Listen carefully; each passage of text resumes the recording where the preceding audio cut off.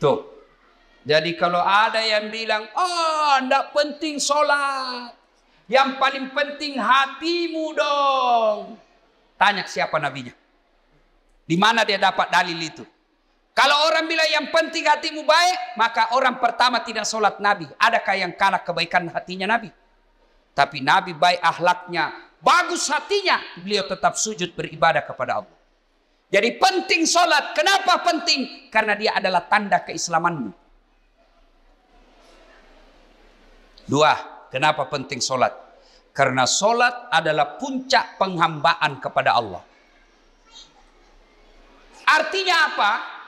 Bapak haji masih boleh ada kegiatan lain. Pergi haji sambil dagang, boleh. Pergi haji lagi tawaf nyanyi, boleh. Tawaf sambil nyanyi. Labbaik Allahumma labbaik, labbaik Allah. Boleh. Puasa sambil dagang, boleh. Menjelang buka puasa kau jual jalan kote, boleh. Sah puasamu. Bahkan kau sambil nyanyi nunggu buka puasa, boleh.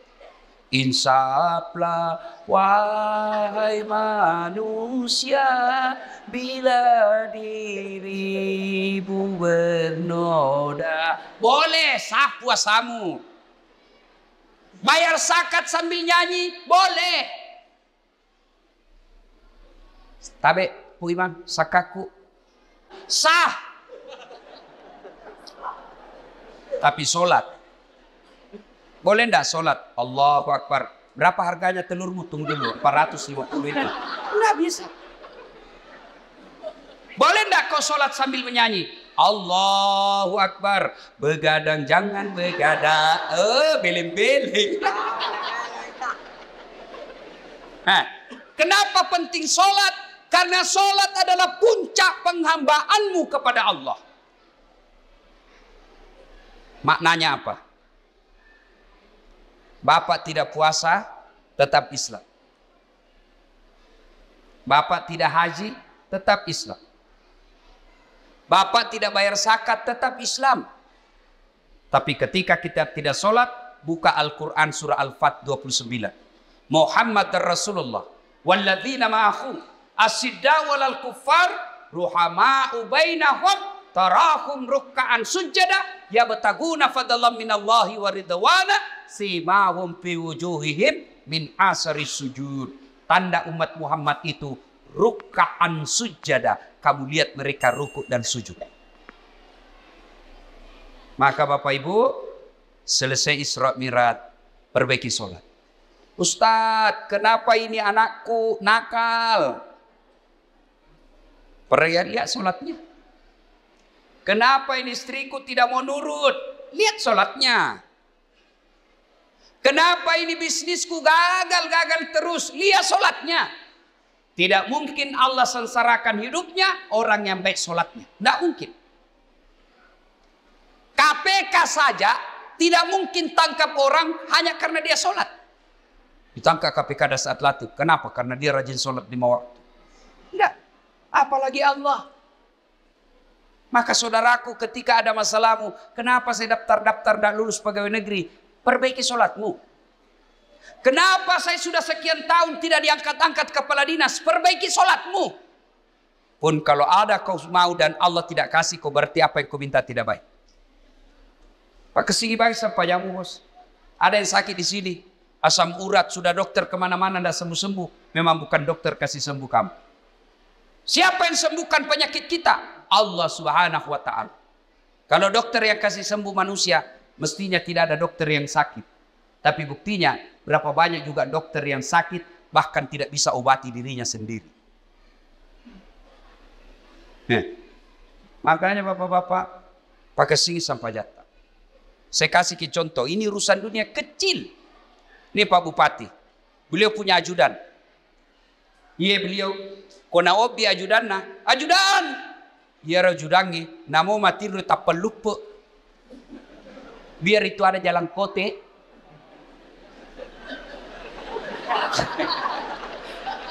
Iya Pak. Kira-kira ada ajudan dipanggil, ajudan. tunggu dulu Pak. Ipadeteko. Coba, bagaimana hidup tidak susah? Ya, Bapak berdoa, ya Allah, perbaiki ekonomi. Ya Allah, sembuhkan penyakitku. Ya Allah, bahagiakan kami. Allah dengar itu doamu. Nang kali mana puangnya? Maka dani puangnya. Hayya alal falah. Lo namai. Lo namai. Walekko irum sapai. Walekko irum lau. Lo namai. Itu artinya hayya alal falah. Meko. Walekko. Tapi kalau Allah ya alal falah, apa kita bilang? Tunggu. Engkau pangeli. Maka dia puang urusan di pada pangelimu. Maka ibu bapak, saudara-saudara sekalian, perbaiki sholat. Kalau sholat baik, kecil buat Allah kasih kalian apa ya. Saya sudah sholat Ustaz. Jangan cukup sampai di situ. Mari. Sholat jamaah. Alhamdulillah. Masjid kita cantik. Saya terpersona. Sholatullah. Ayo keras. Ala toha. Ayo keras. Sholatullah. Salamullah. Habibillah. Ibu bapak saudara-saudara sekalian. Nah, agatosi ro bahayana kode tamas sampaja. Hukumannya 1. Buka Al-Quran surah Al-Hajj ayat 47. Di situ Allah jelaskan, 1 kali kau tinggalkan sholat, Allah hukum kalian 1 hari di neraka. Berapa yang disebut 1 hari di neraka? 1000 tahun dunia. Jadi kode mas sampaja subuh nak bos, sieso ko itu no ko neraka. Siagi asa sieso, si 10 tahun lino. Jadi kalau 5 kali tidak sholat 1 hari semalam, 5000 tahun kalian dibakar api neraka. 5000? Ada di sini 150 tahun umurnya. Ada. 80 saja paling gagah mau kok. Malilu no. Pembantumu kok kira istri. Iya. Ayo. Hati-hati. Pikirkan bagi mereka yang malas sholat. Nabi bersabda, as-salatu miftahul khair, as-salatu imanuddin, as-salatu miftahul jannah. Salat itu kunci kebaikan. Salat itu kuncinya surga. Salat itu tiang agama. Tidak ada salat, tidak ada tiang agamamu. Tidak ada salat, tidak ada kunci surgamu. Tidak ada salat, tidak ada kunci kebaikanmu. Maka begitu kalian tidak salat, Allah perlihatkan semua pahalamu. Dashat, ini puasa Ramadanmu. 40 tahun kau puasa. Ini hajimu 2 kali kau haji. Ini umrahmu 4 kali umroh. Ini kau punya sedekah. Ini kau bangun masjid. Ini silaturahmimu. Ini papa bukamu. Banyak amalmu. Kege goncina. Apa kuncinya? Salat 5 waktu. Tidak ada. Allah berfirman, semua amalnya dihapus. Hati-hati kalau bapak tidak sholat. Gagal gunana.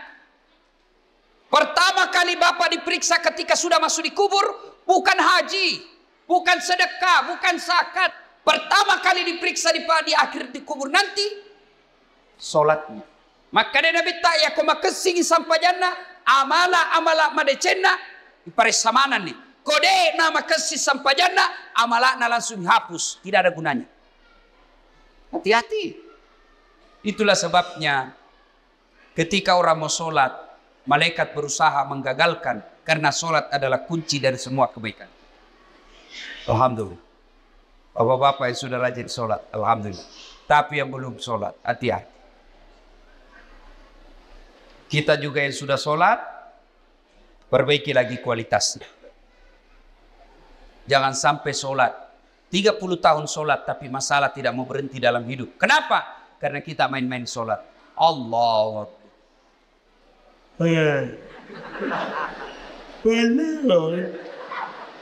Ya kena buti ihdinas sirat. Ada orang sholat kayak ndak semangat.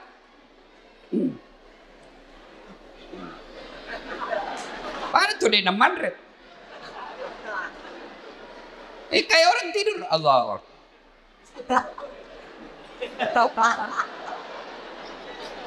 Itu ketemu Allah begitu. Ada juga yang terlalu semangat. Allahu Akbar. Biga fagur kuma sampahnya makai itu cilaka.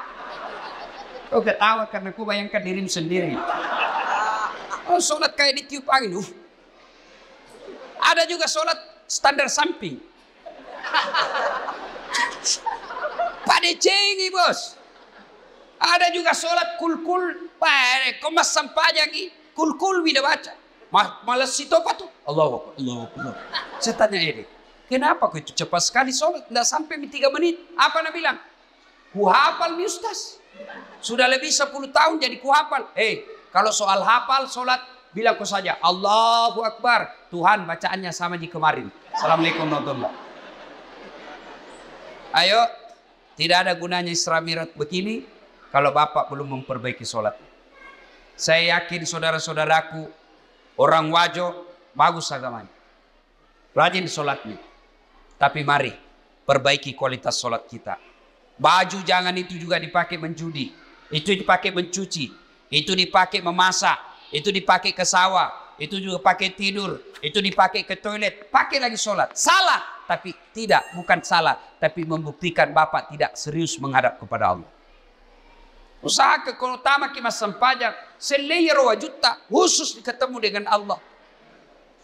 Ada yang tanya saya, Ustadz, boleh itu sholat tidak pakai celana dalam? Bapak-bapak tanya begitu. Boleh, tapi bayangkan itu kalau ruku kok tali.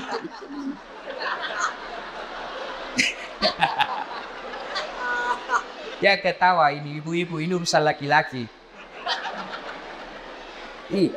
Ya, mudah-mudahan selesai sholat, selesai Isra Mi'raj ini, mari perhatikan kualitas sholat kita. Yang kedua, selesai Isra Mi'raj ini jangan puas hanya dengan sholat 5 waktu. Baik sholat 5 waktunya, bagus sholat-sholat sunnahnya, baik tata cara pelaksanaan sholatnya. Jangan puas sampai di situ. Ayo hidupkan sholat jamaah. Alhamdulillah. Saya kemana-mana di Singkang ini Pak, di Wajo ini alhamdulillah. Selalu ramai masjid. Apalagi kalau subuh. Penuh Pak. Sampai di luar. Tidak ada di dalam. Yang ada di dalam orang tua yang sudah pensiun. Yang muka-muka sakaratil maut seperti ini.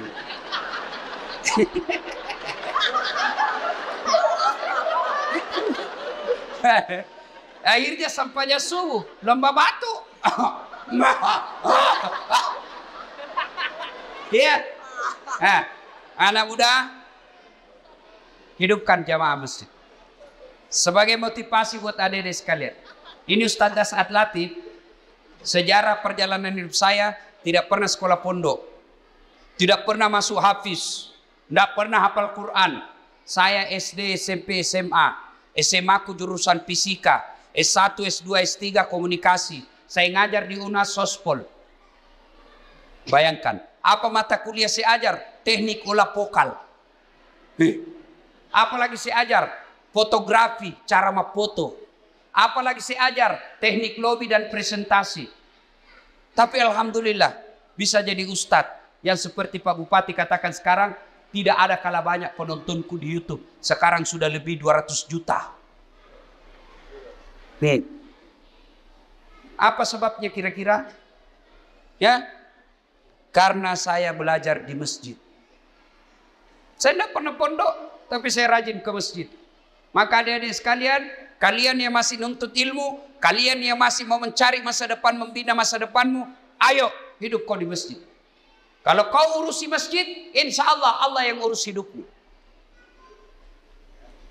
Kecil buat Allah kasih kau pegawai negeri. Kecil buat Allah kasih kau rumah. Kecil buat Allah kasih kau mobil. Dekati Allah. Datang kau di masjid. Sholat kau di masjid. Pernah ke penjara? Pernah? Lihat-lihat itu film-film di penjara. Susahnya itu masuk penjara. Itu penjara di Gunung Sari, Makassar. Baru Datsuki, ada pengamannya situ, polisi sama satpol, security. Pintunya dijaga polisi. Masuk baru 5 meter jalan, pintu lagi, pagarnya besi baja. Jalan lagi 10 meter, pintu lagi, besi baja lagi. 5 pintunya besi, baru bisa masuk ketemu penjara. Tapi meskipun susah begitu masuk penjara, banyaknya penghuninya di dalam. Penuh pol. Masjid tidak ada penjaganya. Buka 24 jam. Tapi kenapa masjid sepi? Itulah sebabnya adik-adik, kalau ada yang bilang susah masuk surga, salah kondi. Masuk sata masuk surga Ustaz, salah kok. Ya roh masuk saya mata neraka. Susah masuk surga, tidak. Yang susah masuk neraka. Kenapa bisa Ustaz? Judi. Bayar atau gratis? Bayar. Narkoba bayar atau gratis? Bayar. Berzina bayar atau tidak? Bayar. Korupsi? Ditangkap polisi. Semua itu pintu masuk neraka. Dibayar Pak. Berjamaah? Gratis. Puasa? Gratis. Ngaji? Gratis. Pengajian? Gratis. Zikir? Gratis. Naik haji? Kalau mampu. Mampu Pak kok. Dan itu semua mengantar kalian masuk ke dalam surga. Maka adik-adik sekalian, Bapak Ibu, ayo hidupkan sholat jamaah. Biasanya orang malas sholat jamaah kalau masjidnya tidak cantik. Penceramahnya juga kadangkala neraka saja terus cerita. Mulai salam pertama sampai terakhir neraka saja cerita. Kau dibanting, dilipat, ditusuk pantatmu, digunting. Kita bilang anak muda jauh kubisik, bikin takut-takut. Ayo, maka alhamdulillah ada keluarga kita, handai tolan kita, si Jita, si Kampota bangun masjid yang cantik ini. Masya Allah. Pak, kalau Bapak bangun masjid, datang aja ke masjid itu sudah dilindungi. Di Padang Masar masuk 7 golongan dilindungi. Apalagi kalau Bapak bangun masjid. Kalau Bapak belum bisa bangun masjid, cara makmurkan masjid, datanglah sholat berjamaah di masjid. Ibu bapak, saudara-saudara sekalian, banyak yang mau disampaikan, tapi waktu yang terbatas. Insya Allah, lain waktu dan kesempatan kita akan lanjutkan. Hikmah terpenting dari Isra Mi'raj ini, sholat. Dek gaga gunana poleki Imam Miraja tiap tahun. Selalu dengar ceramah, tapi sholat tak belum bagus, tidak ada gunanya. Pun kalau kita sudah sholat, mari tingkatkan kualitasnya, perbaiki rukun-rukun dan syarat-syaratnya. Kalaupun sudah lengkap semua rukun dan syaratnya, jangan puas sampai di situ. Mari lengkapi dengan datang sholat